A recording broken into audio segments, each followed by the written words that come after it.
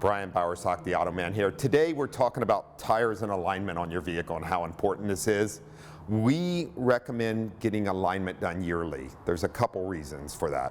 One is a qualified technician gets to put a good eye on all the suspension components as far as ball joints, tie rod ends, inner tie rod ends, items like this that are wearable on a vehicle to prevent tire damage.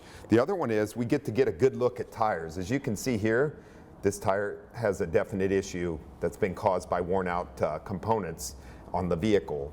So what we want to do is get all these looked at, get the angle set right, prevent excessive tire wear, and find out if there's anything worn on the vehicle.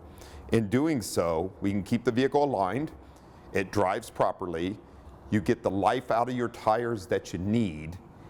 Tires are expensive to replace these days, so we definitely want to get every penny we can out of them when driving our vehicle.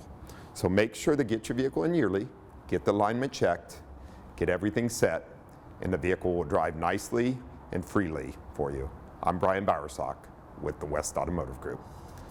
For the latest automotive news and helpful tips, watch for the Auto Man Fridays on the CW San Diego, sponsored by the West Automotive Group.